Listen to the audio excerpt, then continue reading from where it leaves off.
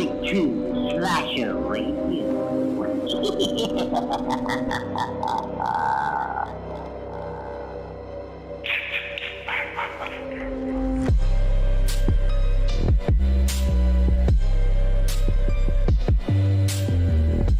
We're sitting here with director of the Never Hike Alone franchise, we can call it now. We'll get into that a little bit. Vince DiSanti, how are you doing, sir? Thank you for joining us. I'm doing well. Thanks for having me, Mike. No problem. That is actually something I thought of just now. Forget the run sheet that I had going on here. The Never Hike Alone movies have caught on huge. How does it feel to kind of make your own franchise in a way? Because that's what it's kind of turning into. Yeah, I mean, it wasn't a realistic goal. Let me say that at the beginning. Like, obviously, like my lifelong dream would be to have the captain's chair of the Friday the 13th franchise and write 15 stories. Like, I've been writing Friday the 13th stories since I was a kid and coming up with different ideas about Jason and what he is and how did he get that way and why does he keep, why won't he die and like all this stuff. And so for me, it was just this fun exercise. It was going out on my friends for the weekend and being like, hey, I'm building this cool Friday the 13th costume. Wouldn't it be cool to do like a 5-minute short, like where it looks really good? Like, I think we have some equipment that we could make it look like a professional film and maybe people will think it's the real thing. And my friends were like, yeah, let's give it a shot. Like, never did we think that was going to turn into like 8 years of like struggling through two like COVID and like a whole industry shut down just to like make these like 3 movies to then hijack the franchise and finish a story that I think a lot of fans always wanted to see finished, me included. It really just started out of a love for the franchise and sort of with many years, I would say dating back to Jason Goes to Hell. And you could even lump in a little bit of part 7 and part 8, just like never getting the satisfying ending that what I really wanted out of Friday the 13th, and also sort of watching Friday in a sense slip away from what it used to be to me and not being able to express to people like, if Friday the 13th would just do these things, I think that it would find more success. And after arguing with people on chat rooms or I guess forums for many years through my 20s and 30s, I just finally decided to pick up a camera and show people and be like, this is what I think could make a really interesting version of Jason. And we'll just see what happens. And yeah, it's crazy to think that like this literal 5-minute short that I wrote that was, I think, 6 pages long ended up becoming, this lifelong adventure that I think is going to be, one of the highlights of my life now. Yeah. And there's a lot to get into with all that, which we'll get to later on because you kind of touched on a lot of them. Like, I do want to talk about your projects as well, because, the franchise is great, but what you guys are doing is really special here. The Never Hike Alone 2 came out last year. Mm-hmm. All the films looked, in my opinion, looked great. But this one had the production value, you can tell right out of the gate, is higher. What was it like? Because we hear a lot of people where they say, oh, if you give a movie more money and they'll fuck it up. Mm-hmm. They talk about that in sequels a lot. You got more money and you didn't fuck it up. And I feel like Never Hike Alone 2 is the best out of the 3 of them.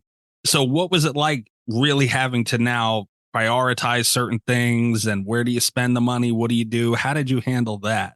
Well, I mean, the core of it comes down to what are the scenes most needed to tell the story. I think that very early on, I decided that I wanted to make a Friday the 13th film that was story first and everything else second. But when a kill does come up, we really go after it. Like, if the kills are good enough, the fans will wait. And in the meantime, let's create characters that feel like they actually belong in a real world and they weren't just conjured up to, us all sit around and watch them die. And that's really sort of the commentary that Never Hike in the Snow was about, because we open up the film with what everybody wanted in the first movie, which was to watch somebody brutally die. And we came up with a very artistic and big way to start the second film off with like a big bang. And then we slowly deconstruct it to be like, well, now meet his mom. Like, how do you like that? Like, how does that make you feel, you jerk? You were just cheering this guy's death. And now, you're watching this mother cry and you're seeing the effect that Jason has had on this society. What was it like to approach it that way? And, so because we led with the story first, it was just sort of the Friday the 13th I always wanted to see. I wanted to see them actually sort of like look back. And that's what I loved about like parts 4 through 6 was that there was a story going on. You were watching Tommy go through 3 different stages of his life, and there was some type of continuance. And, you know, it was like, okay, where's my hero this week? Like, what adventure is he going on against Jason? And, you know, although we didn't jump into the first Never Hike Alone knowing that we were going to have Todd Matthews or being able to pull in other people to do that.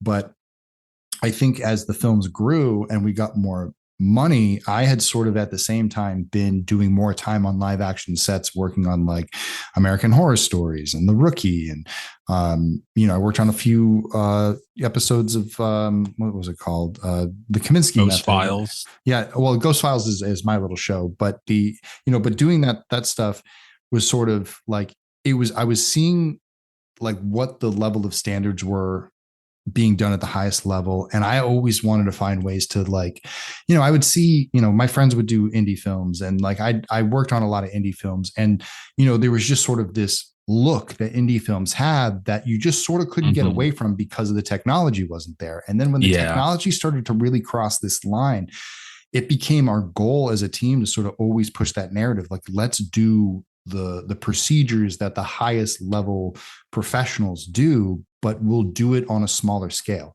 And so as long as we sort of are crafty with the way that we light, and like we pick good locations, like we block really, really well, and we put a lot of work into like the camera work and all of that stuff to really have a good presentation, that, you know, if we have the story, the presentation, and then everything, you know, and we shoot it with these cameras that are, you know, now shooting up to 8K, like people won't be able to tell the difference. And, you know, with the money came, you know, Never Hike Alone was, you know, was still $50,000 to make, because we had to get lights into the woods. We had stunt coordinated, like we spent the money on stunts.